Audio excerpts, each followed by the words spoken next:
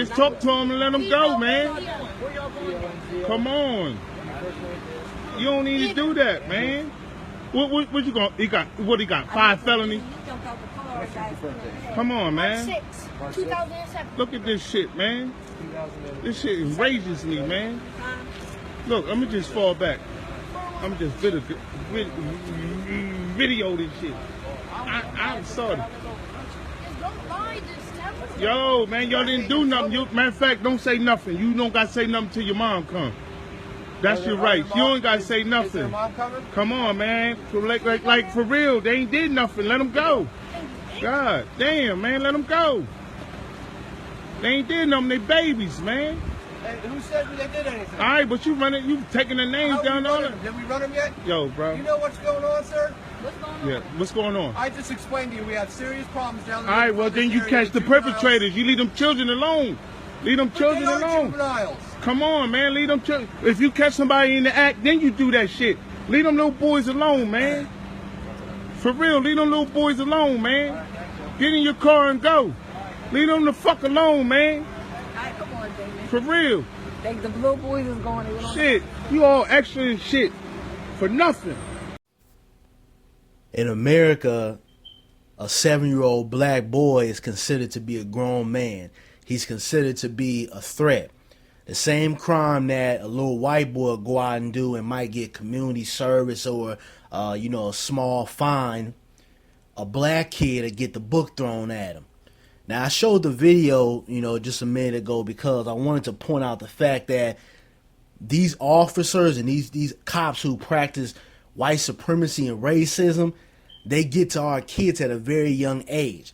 And this mindset and this fear a lot of times stays with us within the black community all the way up into adulthood.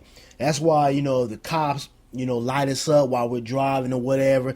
Immediately, whether we're guilty of anything or we're clean as a whistle, we get that feeling of this could be it for us because we don't know if we're going to jail. We don't know if we're going to get shot by the police. We don't know if we're going to be harassed. We don't know if, our manhood is going to be tested. We don't know. So that's why black Americans have a certain type of feeling and a certain type of mindset and fear of police officers. Now, you saw the video that I just showed with these young boys. And, young boys weren't really up on game as far as what was happening. And you heard the brother in the back defending them. And I got to tip my hat off to that brother because, he put his life in danger trying to defend those young boys because they could have easily threw his ass on the car like they do most brothers that try to stand up for their rights and beat the hell out of them, killed them, or took them to jail. So, I got to give my respects to that brother for standing up for these kids because they weren't really knowledgeable of what was going on at the moment.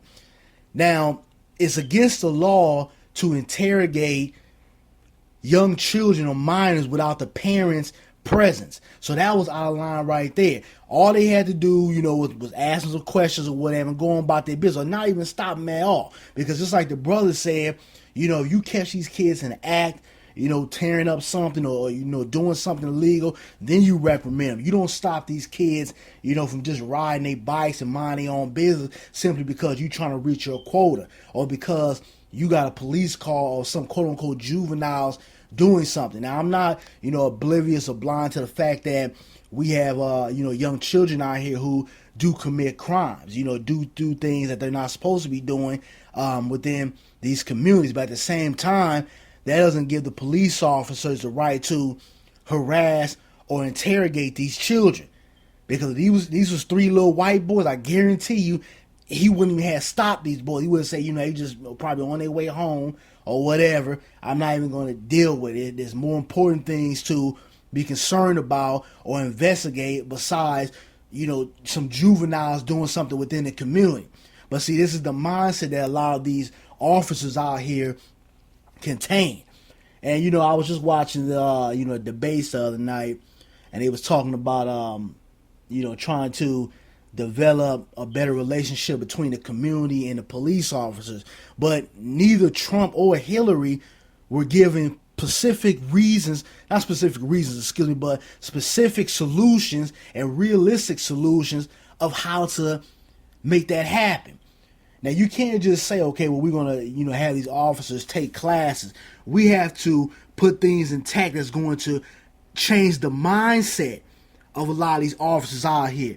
And my solution to that is that you reprimand these people. When they come out here and they shoot people for the hell of it or don't follow proper police protocol, there's serious consequence to it. That's how you get a person to put on their uniform and go to work and go into these communities with the right and proper mindset. Not just saying, oh, well, we need to, develop community relationships between the police officers and the people within the community.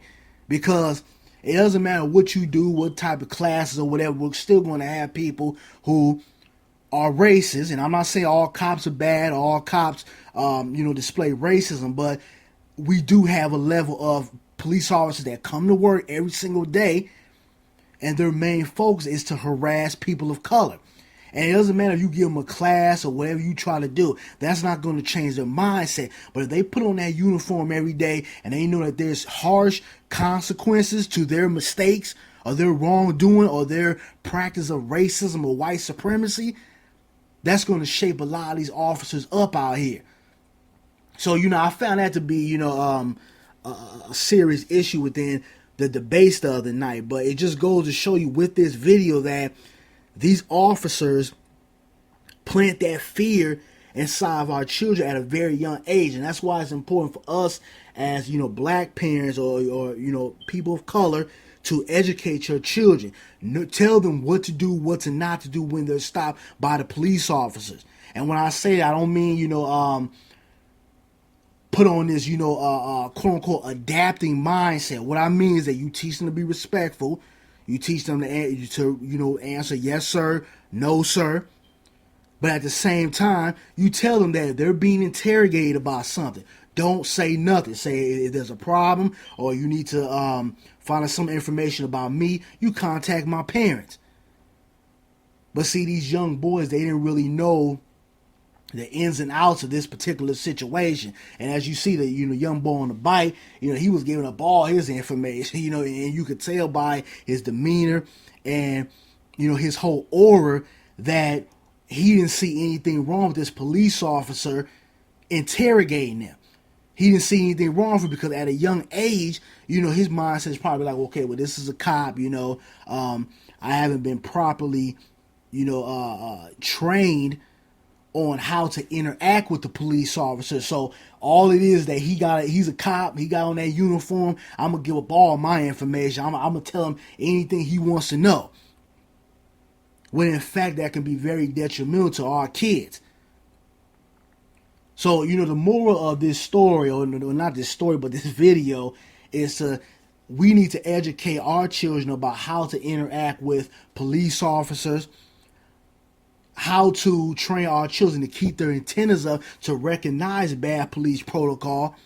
But at the same time, the same people that are taking our taxes, okay, and paying these police officers need to have serious consequences for bad police protocol.